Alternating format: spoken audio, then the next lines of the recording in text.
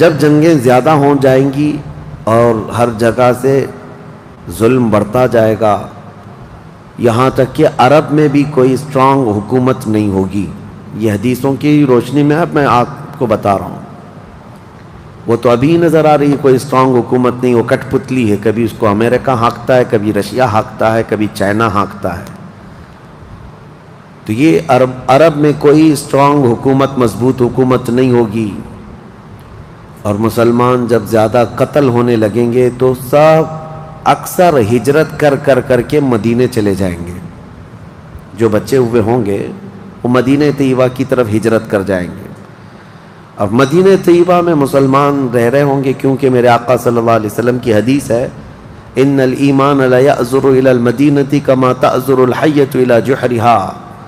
ایمان جو ہے مدینے سے نکلا ہے اور گھوم پھر کر کے پوری دنیا سے ایمان واپس مدینے میں ویسے ہی آ جائے گا جیسے سانپ اپنے سوراخ میں واپس آتا ہے. ایمان والے سب مدینے پہنچ جائیں گے. اب وہاں جانے کے بعد لوگوں میں یہ بات کثرت سے پھیل جائے گی کہ اب ان حالات کا مقابلہ کرنے کے لیے ہمیں کیا کرنا چاہیے. بہت مجبور ہو چکے، کوئی راستہ نظر نہیں آتا. تو اس وقت جو مدینے میں تھے علماء صلحاء سب بیٹھ کر کے مشورہ کرتے ہیں کہ ہم کو امام مہدی کو تلاش کرنا ہوگا. اور یہ وہ زمانہ ہوگا جب امام مہدی مدینے میں پیدا ہو چکے ہوں گے. یہ وہ زمانہ ہوگا جب امام مہدی مدینے میں ہوں گے. امام مہدی جن کی بشارت اللہ کے نبی صلی اللہ تعالیٰ علیہ وسلم نے اپنی حدیثوں میں عطا فرمایا، ان کا نام حضور کے نام پر ہوگا. ان کا نام محمد ہوگا اور ان کے والد کا نام بھی حضور کے والد کے نام پر ہوگا.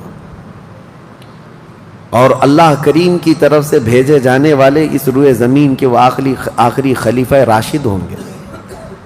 مدینہ طیبہ میں وہ ہوں گے لیکن وہ اپنے آپ کو چھپا کر کے رہ رہے ہوں گے. اب لوگ جب انہیں تلاش کرنے ہوں گے، اس دوران کئی جھوٹے مہدی بھی تیار ہوں گے، کیونکہ امام مہدی کا چیپٹر سب نے پڑھا ہے.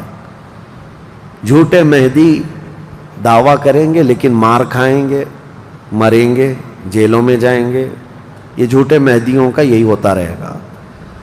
امام مہدی اپنے آپ کو چھپا رہے ہوں گے کہ کہیں لوگ مجھے پکڑ کر حاکم نہ بنا لیں، امام نہ بنا لیں.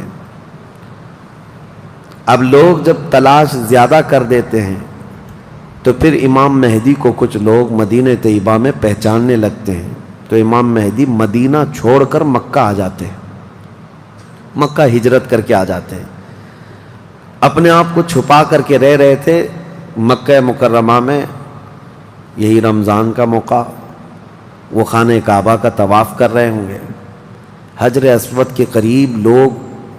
اچھا یہ بھی میں بتا دوں، جتنے دنیا میں ابدال، اقطاب، اولیاء ہوں گے وہ سب ہجرت کر کے اس وقت مکہ میں پہنچے ہوں گے. مکہ میں سارے اولیاء ہوں گے اس وقت. اور طواف کے دوران سب لوگ پہچان لیں گے امام مہدی کو اور ان کو پکڑ لیں گے اور ان کا ہاتھ پکڑ کر سارے لوگ کہیں گے اب ہم آپ کے ہاتھ پر بیعت کرتے ہیں، آپ امام برحق ہیں اور آپ ہمارے حاکم ہو جائیں. امام مہدی منع کر رہے ہوتے ہیں. اسی وقت آسمان سے ایک آواز آتی ہے. اس آواز میں خاص یہ کہا جاتا ہے ھذا خلیفۃ اللہ المہدی، یہ اللہ کا خلیفہ مہدی ہے.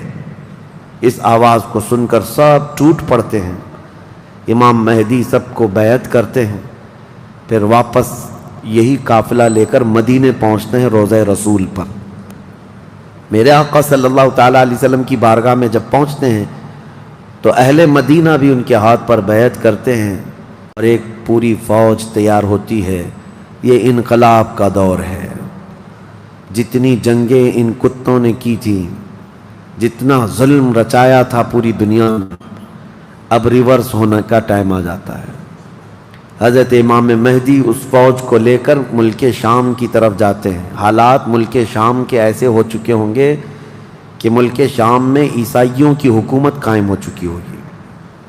ابھی تو نہیں ہے یا انڈائریکٹ ان سے کسی کا تعلق ہے تو یہ ہمیں پتہ نہیں، لیکن حدیث میں یہ ہے کہ عیسائیوں کی حکومت ملک شام میں قائم ہوگی اور یہودی فتنہ مچا رہے ہوں گے ہر جگہ. قتل عام جو مسلمانوں کا سب سے زیادہ کرنے کی کوشش ہے وہ یہودیوں کی طرف سے ہے.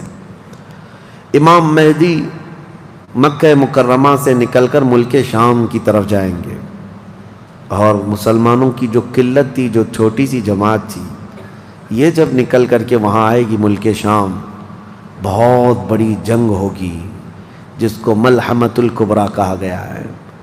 امام مہدی کی قیادت میں یہ جنگ ہوگی. سارے کفار، عیسائی، یہودی سب مقابل میں آ جائیں گے. ان کی تعداد جو حدیث میں بتائی گئی ہے وہ 80 جھنڈوں کے نیچے آئیں گے، اور ہر جھنڈے کے نیچے 12,000 لوگ ہوں گے. اور یہ مسلمانوں کی نہیں ہے، یہ کفار و مشرکین کی. تقریباً یہ 9,60,000 کی تعداد بنتی ہے کفار و مشرکین کی. 9,60,000. مسلمانوں کی تعداد کتنی ہوگی یہ تو نہیں پتا. اس کے بعد جنگ جب شروع ہوتی ہے، پہلے دن مسلمانوں کا 1/3 حصہ میدان چھوڑ کر بھاگ جاتا ہے.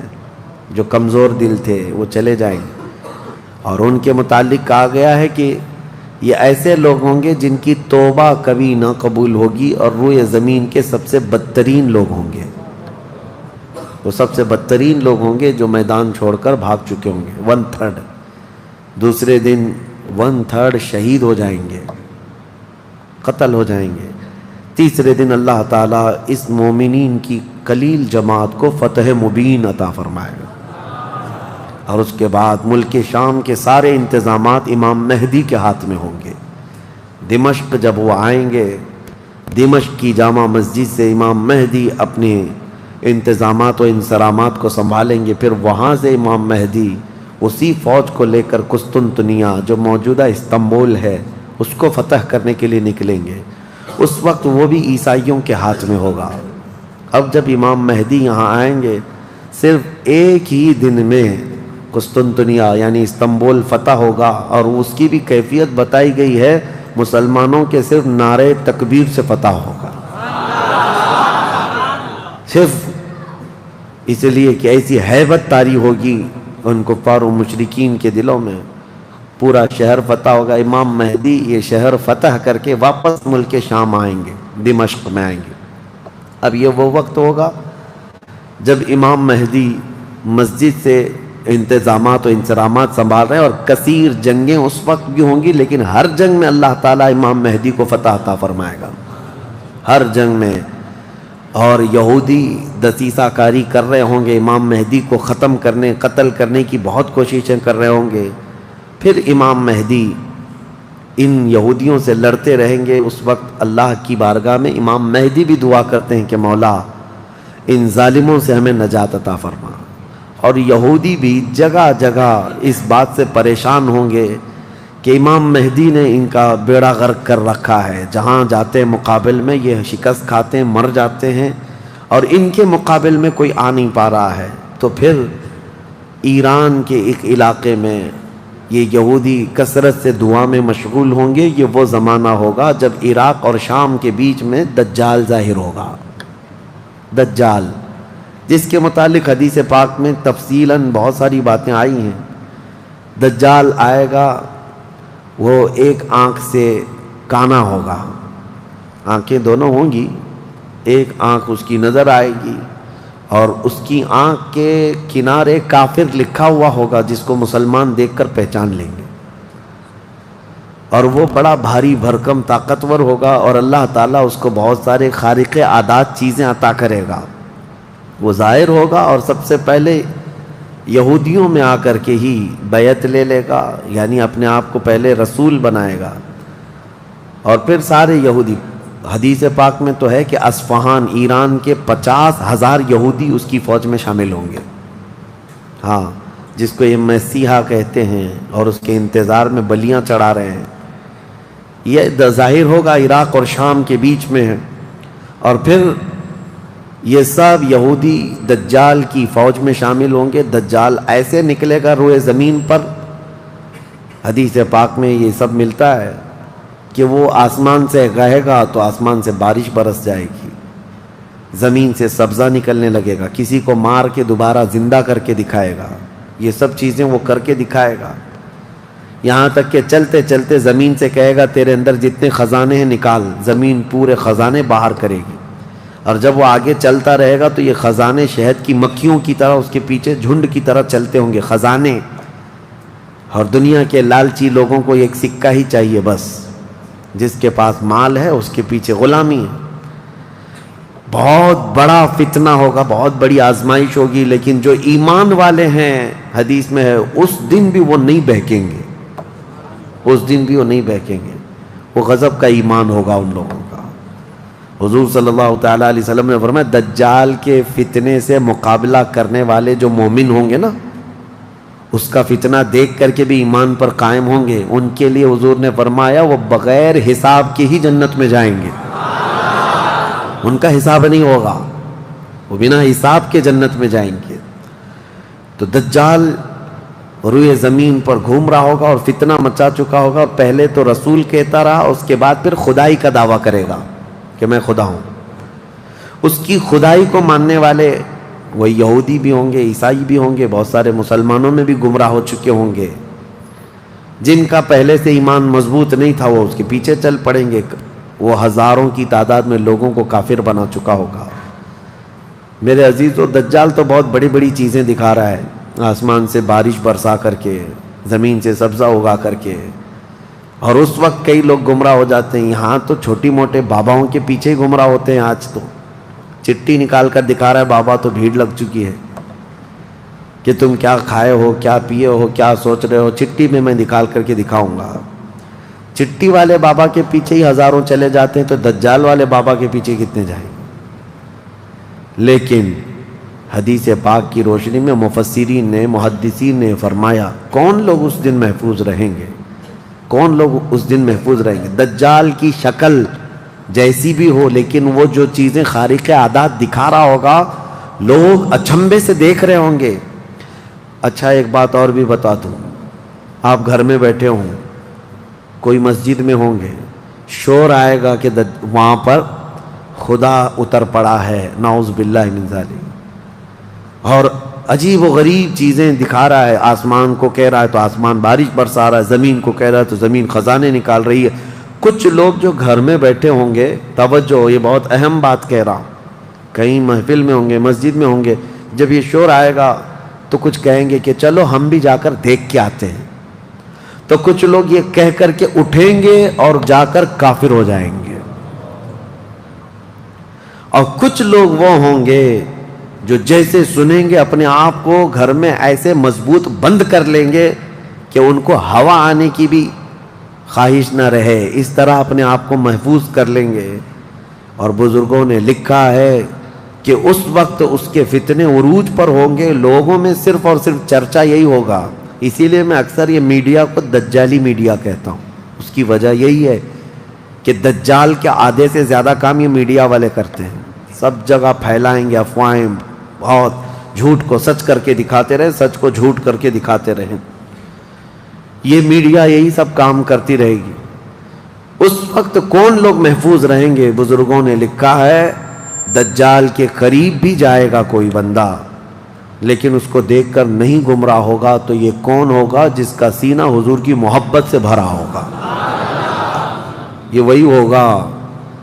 وہی ہوگا جس کے لیے اعلیٰ حضرت نے فرمایا نا، تیرے قدموں میں جو ہیں غیر کا منہ کیا دیکھیں، حضور کے قدموں میں جو پڑے ہیں وہ غیر کا منہ کیا دیکھیں، کون نظروں میں جچے دیکھ کے تلوا تیرا۔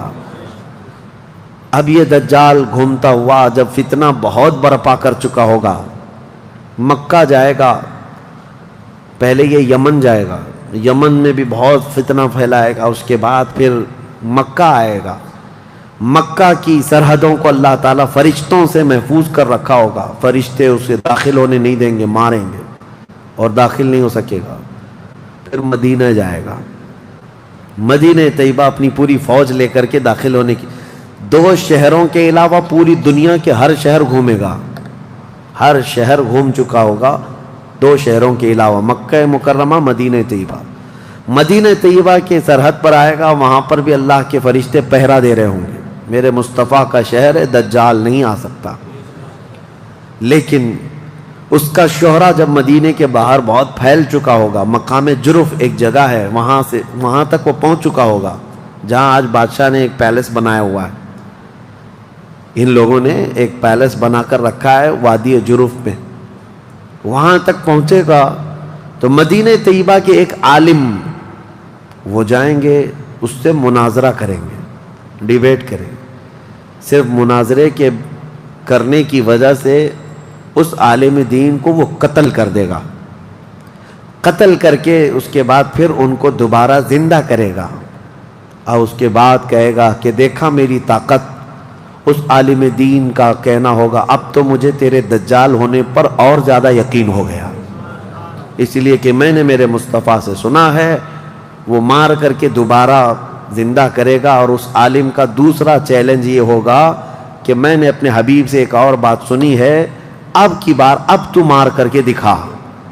دوسری بار حدیث پاک میں ہے دوسری مرتبہ اس عالم کو قتل کرنے کی 1000 کوشش کرے گا لیکن مار نہیں سکے گا۔ وہ عالم ربانی بیان کریں گے، اللہ کے نبی صلی اللہ علیہ وسلم کی بیان کی ہوئی علامات یہی ہیں، ایک بار قتل کر کے اٹھائے گا لیکن دوبارہ وہ مار نہیں سکے گا۔ یہ فتنہ پھیلا ہوگا دجال کا، اور یہ گھومتے پھرتے ملک شام پہنچے گا جہاں امام مہدی ہوں گے۔ امام مہدی یہودیوں سے جنگ کرتے کرتے اور دجال کے فتنوں سے فیس کرتے کرتے وہاں پر ہوں گے، ملک شام میں، دمشق میں دعا کر رہے ہوں گے، اللہ ان کے فتنوں سے بچا۔ ایک عصر کی نماز ہوگی، جب امام مہدی نماز کے لیے جا رہے ہوں گے، 2 فرشتوں کے پروں پر ہاتھ رکھتے ہوئے سیدنا عیسیٰ علیہ السلام اتر جائیں گے۔ حضرت عیسیٰ علیہ السلام اب بھی باحیات ہیں آسمانوں پر، اللہ کریم ان کو اتارے گا، وہ آئیں گے۔ حضرت امام مہدی فوراً ہی حضرت عیسیٰ علیہ السلام کو پہچان لیں گے اور آپ کا ہاتھ پکڑ کر کے وہ لائیں گے، اور امامت کے لیے جب وہ آگے بڑھائیں تو عیسیٰ علیہ السلام نماز نہیں پڑھاتے، امام مہدی سے کہتے ہیں امام آپ ہی ہوں گے، حاکم آپ ہی ہوں گے، منتظم آپ ہی ہوں گے۔ اب عیسیٰ علیہ السلام یہ بیان فرمائیں گے میں تو صرف اور صرف دجال کے قتل کے لیے آیا ہوں۔ اس کے بعد امام مہدی نماز سے فارغ ہو کر اللہ کا شکر بجا لائیں گے، پھر یہ عیسیٰ علیہ السلام کی معیت میں جیسی باہر نکلیں گے، حدیث پاک میں ہے عیسیٰ علیہ السلام کی سانس یا ان کی خوشبو جہاں تک جائے گی دجال اتنا تیز پگھلتا چلا جائے گا، قریب نہیں آ پائے گا۔ اب وہ ادھر ادھر بھاگا بھاگا پھر رہا ہوگا عیسیٰ علیہ السلام کے خوف سے۔ عیسیٰ علیہ السلام جس وقت آئیں گے وہ سنہرا دور حدیث پاک میں ہے، اب عیسیٰ علیہ السلام صلیب کو توڑ دیں گے کہ یہ عقیدہ ختم کرو، خنزیر کو ماریں گے، جزیہ ختم کریں گے، اور اس کے بعد عیسیٰ علیہ السلام اس ملعون دجال کو بھگاتے بھگاتے مقام لد پر لے جائیں گے جو آج اسرائیل میں ہے، وہاں تک لے کر جائیں گے۔ مقام لد پر عیسیٰ علیہ السلام اس کو اپنے تیر سے ماریں گے، ختم ہو چکا ہوگا۔ دجال کے جتنے ہمراہی تھے ان کو بھی عیسیٰ علیہ السلام ختم کر دیں گے۔ اب جب واپس عیسیٰ علیہ السلام دمشق پہنچیں گے ملک شام، تو حدیث پاک میں پوری روئے زمین پر ایک بھی کافر نہیں ہوگا، جو ہوگا وہ مسلمان ہوگا۔ یہ وہ وقت ہے جس کا وعدہ اللہ نے قرآن میں فرمایا، هو الذی ارسل رسولہ بالہدی ودین الحق لیظہرہ علی الدین کلہ۔ وہی اللہ ہے جس نے اپنے رسول کو ہدایت کے ساتھ بھیجا ہے تاکہ اپنے دین کو ساری دنیا پر غالب کرے۔ اب تک یہ دین پوری دنیا پر نہیں غالب آیا، لیکن وہ دن ہوگا جب عیسیٰ علیہ السلام تشریف لائیں گے روئے زمین پر۔ اسی لیے میں کہتا ہوں وہ دن آئے گا جب ہر گھر سے آواز آئے گی لبیک یا رسول اللہ۔ وہ دن آئے گا، وہ وقت آئے گا۔ صبر کے بعد، ہر اندھیرے کے بعد صبح ہونا ہے، رات کے بعد اجالا آنا ہے۔ ہاں آج جو حالات ہیں انشاءاللہ العزیز کچھ دیر کی خاموشی ہے، پھر شور آئے گا۔ آج کتوں کا وقت ہے، کل ہمارا دور آئے گا انشاءاللہ العزیز۔ میرے عزیزو، سیدنا عیسیٰ علیہ السلام جب اسے قتل کر چکے ہوں گے اور پھر روئے زمین پر صرف پرچم اسلام لہرا رہا ہوگا، امام مہدی کی عمر 49 سال یا 50 سال کے آس پاس ہوگی، وہ بیت المقدس میں انتقال کر چکے ہوں گے، آپ کی جنازہ کی نماز عیسیٰ علیہ السلام پڑھائیں گے، وہیں دفن ہوں گے، پھر عیسیٰ علیہ السلام مومنین کو لے کر مدینہ طیبہ کا رخ کریں گے۔ جب نبی پاک صلی اللہ علیہ وسلم کے روضے کے پاس عیسیٰ علیہ السلام آئیں گے، عیسیٰ علیہ السلام نکاح بھی فرمائیں گے، آپ کی اولاد بھی ہوں گی، لیکن مدینہ طیبہ میں آپ کا انتقال ہوگا اور میرے آقا کے حجرے میں دفن ہوں گے۔ حضور صلی اللہ علیہ وسلم کا حجرہ روضہ مبارکہ، اس میں ایک جگہ عیسیٰ علیہ السلام کی باقی ہے، سیدنا عیسیٰ علیہ السلام وہاں دفن ہوں گے۔ لیکن ایک بات میں آپ کو بتا دوں، عیسیٰ علیہ السلام اس وقت بھی نبی ہی رہیں گے، ان کا جو منصب نبوت ہے وہ ہے، لیکن شریعت ان کی نہیں چلے گی، میرے مصطفیٰ کی ہوگی، شریعت صرف میرے مصطفیٰ کی ہوگی، اس لیے کہ جس دن میرے آقا پیدا ہوئے اس دن سے لے کر قیامت تک صرف ایک ہی سکہ چلنا ہے، آئی نئی حکومت سکہ نیا چلے گا، عالم میں رنگ بدلا صبح شب ولادت۔ عیسیٰ علیہ السلام کے انتقال کے بعد اب کیا ہوگا؟ اب کیا ہوگا؟ آپ دفن ہو چکے ہوں گے، قیامت قریب آ چکی ہوگی۔ اب اس کے بعد معاملہ یہ ہوگا کہ اللہ تبارک و تعالی قوم یاجوج ماجوج کو پیدا کرے گا۔ ہاں، اس میں بیچ میں ایک روایت یہ بھی ہے کہ عیسیٰ علیہ السلام کو اللہ تبارک و تعالی حکم فرمائے گا کہ میں ایک ایسی قوم بھیج رہا ہوں جو دنیا میں فساد مچائے گی، جو مومنین ہیں ان کو لے کر کوہ طور پر چلے جائیں۔ عیسیٰ علیہ السلام کوہ طور کی طرف مومنین کو لے کر جائیں گے، لیکن اس وقت زمین پر یاجوج ماجوج ایک قوم ہے، یہ دو لوگ نہیں ہیں۔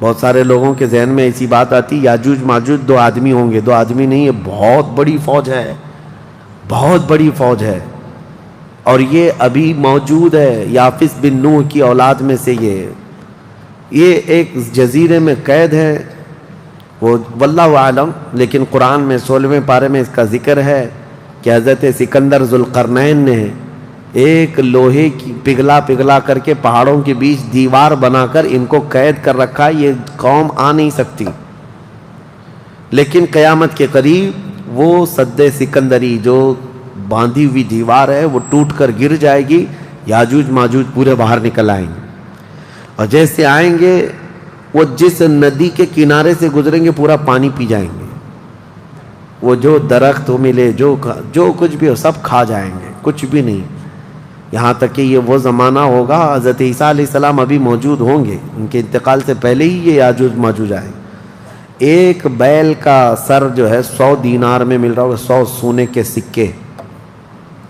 اور اس کو بھی لوگ غنیمت سمجھیں گے، اتنی مہنگائی کوئی چیز ہی نہیں مل رہی ہوگی، سب یہ کھا کر چٹ کر چکے ہوں گے۔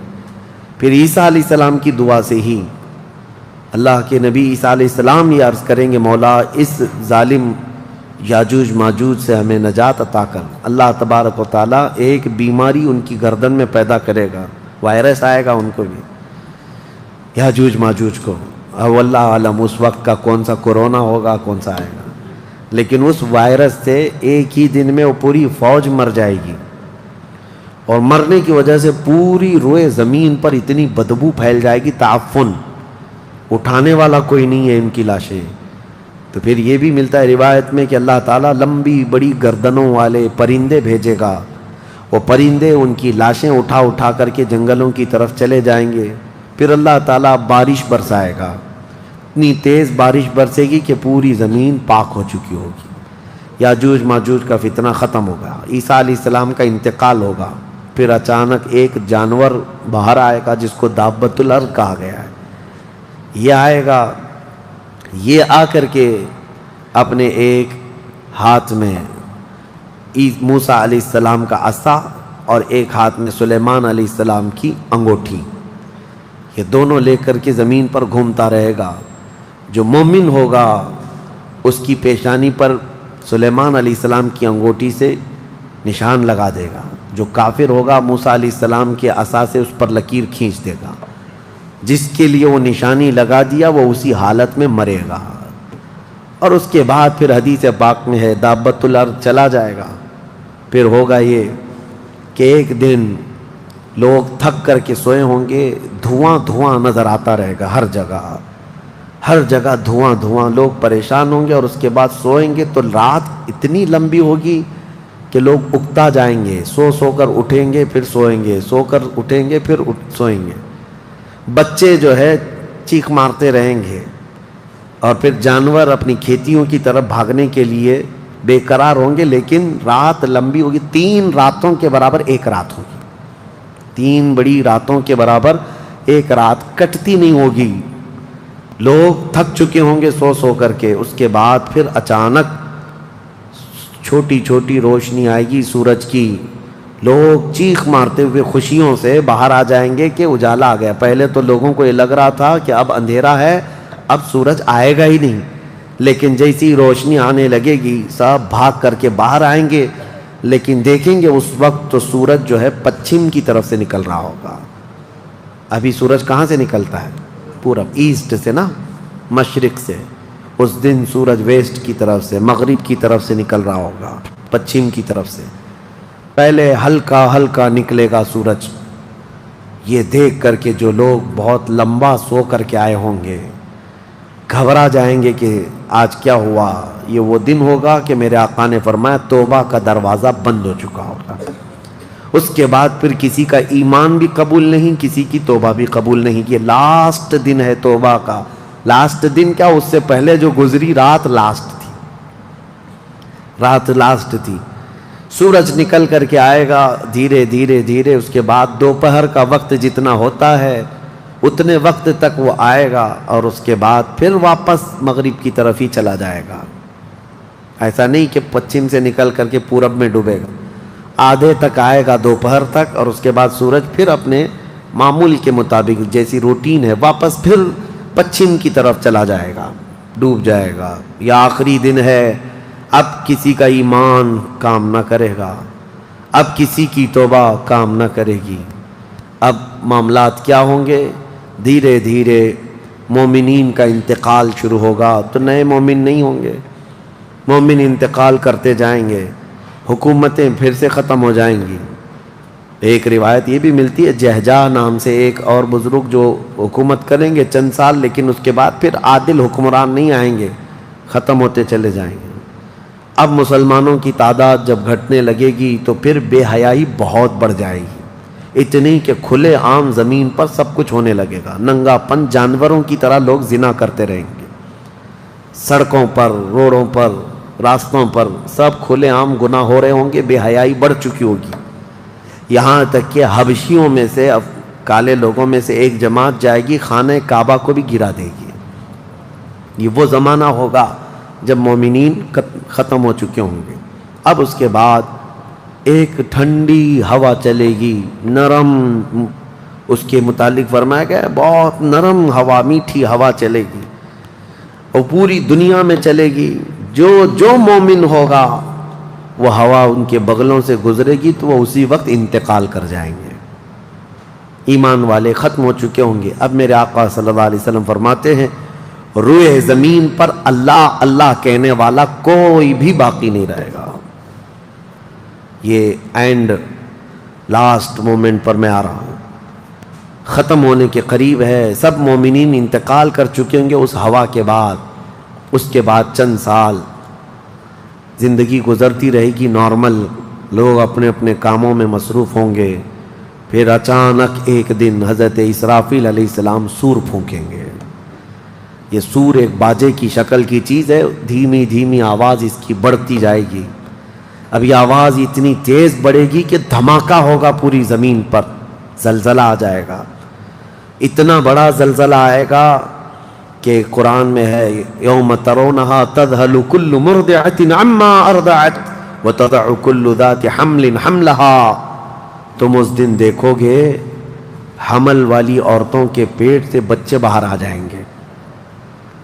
ہر آدمی جو دودھ پلانے والی ماں جو ہے بچے کو لے کر بیٹھی ہوگی, اس آواز پر وہ بچے کو اٹھا کر پھینک دے گی. کوئی ماں اپنے بچے کو پھینکے گی؟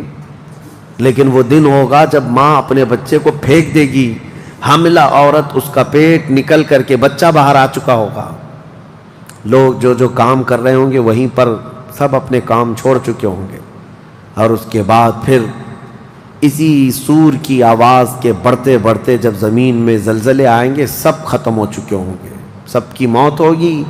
پھر اللہ فرماتا ہے وَتَكُونُ الْجِبَالُ كَالْعِهْنِ الْمَنْفُوشِ، پہاڑوں کو دھنی ہوئی روئی کی طرح اڑایا جائے گا۔ اِذَا الشَّمْسُ كُوِّرَتْ وَإِذَا النُّجُومُ انْكَدَرَتْ وَإِذَا الْجِبَالُ سُيِّرَتْ، جب تم دیکھو کہ سورج کو کالا کر دیا جائے گا، تارے آپس میں ٹکرا دیے جائیں گے، پھاڑ دیے جائیں گے، اور سمندروں میں آگ لگا دی جائے گی، یہ سب پوری دنیا تہس نہس ہو چکی ہوگی، ختم، یہ قیامت ہے۔ اس کے بعد پھر سارے جب فنا ہو چکے ہوں گے، اللہ تعالیٰ اسرافیل علیہ السلام کو بھی موت عطا کرے گا، اور روح نکالنے والے فرشتے اسرائیل علیہ السلام کو بھی موت عطا کرے گا۔ اب کون باقی رہے گا؟ کل من علیہا فان ویبقى وجہ ربک ذو الجلال والاکرام، ہر شے فنا ہو چکی ہوگی، باقی رہنے والی ذات صرف تمہارے رب کی ہوگی۔ اس کے بعد مولا کریم کو جب منظور ہوگا اسرافیل علیہ السلام کو اٹھائے گا، اور پھر سور پھونکنے کا حکم ہوگا، دوبارہ سور پھونکا جائے گا۔ اب وہ جو منظر ہے وہ ایک الگ دنیا ہے، وہ ایک الگ دنیا ہے، عالم آخرت ہے۔ جب سور پھونکا جائے گا تو آدم علیہ السلام سے لے کر قیامت تک جتنے انسان جنات آئے تھے سب کو اٹھایا جائے گا۔ حدیث پاک میں ہے اب وہ دوسرے سور سے، نفخہ ثانیہ سے سب سے پہلے جو اٹھے گا میرے آقا صلی اللہ علیہ وسلم اپنی قبر سے اٹھیں گے۔ حضور نے فرمایا دوسرے سور کے بعد میں اپنی قبر سے اس طرح اٹھوں گا کہ میرا ایک ہاتھ ابو بکر کے کندھے پر ہوگا، دوسرا ہاتھ عمر فاروق کے کندھے پر ہوگا۔ اس شان سے میرے آقا صلی اللہ تعالیٰ علیہ وسلم میدان قیامت میں آئیں گے، اور اس کے بعد کے جو مناظر ہیں، ہر آدمی کو کھڑا کر دیا جائے گا، ہر انسان کو میدان میں کھڑا کر دیا جائے گا، اور تمہیں چاہے تم کو مٹی کھا چکی ہو، تم کسی کی غذا بن چکے ہو، تم کو جلا دیا گیا ہو، تم کو پانی میں غرق کر دیا گیا ہو، کسی بھی حالت میں ہو، اور رب قدیر فرماتا ہے جب ہم نے تم کو نطفے سے پیدا کیا پورا انسان، تو تمہارے جلا کر خاک ہو جانے کے بعد تمہاری راکھ سے بھی وہ تم کو دوبارہ زندہ اٹھائے گا۔ جب تمہیں زندہ اٹھایا جائے گا پھر یہ میدان ہوگا، یہاں پر جو کھڑا کر کے حساب کتاب کا دن ہوگا وہ 50,000 سال کے برابر کا ہوگا۔ اب یہ ایک لمبی داستان ہے میرے عزیزو، وہاں کے جو حالات ہیں، اس دن ایک آواز آ رہی ہوگی، جس کو قرآن میں اللہ نے فرمایا لمن الملک اليوم، اللہ فرمائے گا آج کی بادشاہت کس کی ہے، آج کی بادشاہت کس کی ہے؟ پھر مولا خود فرماتا للہ الواحد القہار، ایک قہر کرنے والے خدا کی آج حکومت ہے۔ جو اکڑتے تھے، جو گھمنڈ کرتے تھے، سب کو کھڑا کیا جا چکا ہوگا، اور فرشتے پکار رہے ہوں گے این الجبارون این المتکبرون، کہاں ہیں غرور میں چلنے والے، کہاں ہیں اکڑ میں رہنے والے، سب جمع ہو جاؤ۔ سب کے گناہ ان کی پیشانیوں سے ظاہر ہو رہے ہوں گے، کسی کو داغ داغ کر کے فرشتے نشان بنا رہے ہوں گے کہ یہ چور ہے، یہ زانی ہے، یہ شرابی ہے، یہ حرام خور بھی کرتا رہا، سب کی الگ الگ نشانیاں بنائی جا رہی ہوں گی۔ اس بھرے محشر کے میدان میں ہمارے لیے کون ہے میرے عزیزو؟ ہم اسی رب ذوالجلال کو منانے کے لیے آج آئے ہیں۔ اس تصور کے ساتھ اب ہم کھڑے ہو کر اس کا ذکر کریں گے کہ مولا آج ہم تجھے منا رہے ہیں، تو ہم سب سے صلح فرما لے، کل بھری قیامت کے دن ہمیں ننگا اور ذلیل ہونے سے محفوظ فرما لے، اور قیامت کا دن ہوگا انشاءاللہ العزیز میرا رب اسی ذکر کی مجلس کی برکت سے ہماری بخشش کا اعلان فرمائے گا۔ وہ دن کتنا خوبصورت ہوگا، ذرا تصور کرو کہ اس ذکر کی مجلس کو اللہ تعالیٰ ذریعہ بنائے، اور قیامت کے دن جب سب کھڑے ہوں گے لاکھوں کی تعداد میں، اور تمہارا نام پکارا جا رہا ہوگا فلاں کا بیٹا فلاں کہاں ہے، تم گردن اونچی کر کے دیکھ رہے ہوں گے کیا ہے میرے حساب میں، کیا ہے میرے پلے میں؟ تو فرشتے کہیں گے اللہ کی طرف سے حکم آیا ہے، تیرے لیے جنت ہے، تیرے لیے جنت ہے۔